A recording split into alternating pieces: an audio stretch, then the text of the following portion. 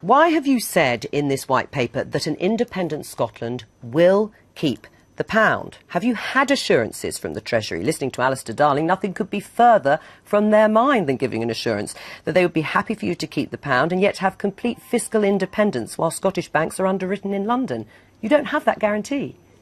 Why we've said it is because it makes sense for both Scotland and the rest of the United Kingdom to continue to share a currency after independence. And the principal reason for that is that there is a very substantial amount of trade business that's undertaken from the rest of the UK into Scotland and from Scotland into the rest of the UK. And so from the perspective of both governments, it makes sense that we would maintain the same currency. Right. I understand you say it makes sense, although Alistair Darling says it doesn't make sense at all, keeping two countries that would be separate in a currency union where they're going in two different economic directions. What would be the motivation? But can I just come back to the original point?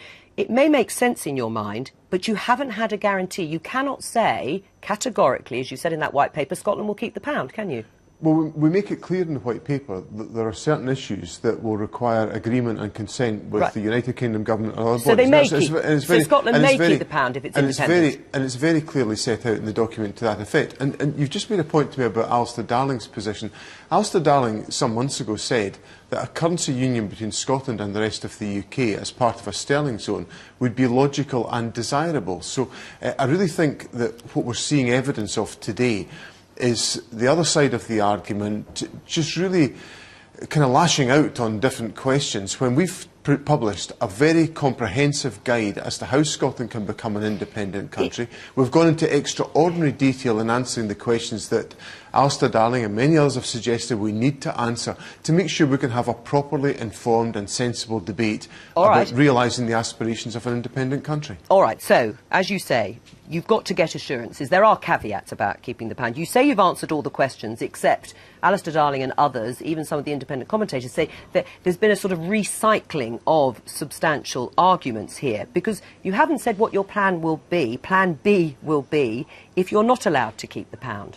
Now, having said that you've got to get assurances, what will you do if you can't keep the pound? Well, we can keep the pound, and we think it's in the overwhelming interest of both Scotland and the rest of the UK to maintain sterling as the currency of an independent country. And I think what's important is that we set out objectively and clearly what we think to be the right way forward for Scotland. That is what the white paper is all about. It's about setting out a prospectus of how we can acquire the powers and the economic levers of independence to create a much stronger economy for the people of Scotland. I understand. And I think it's important that we just set it out the way it is to the people of Scotland and enable them to come to an informed conclusion about the points that we make. Except, as we discussed before, but has been reiterated today, you haven't got guarantees. So again, a Commission member has said that an independent Scotland would have to reapply for membership of the EU. Again, not guaranteed. They've said that. Do you accept it?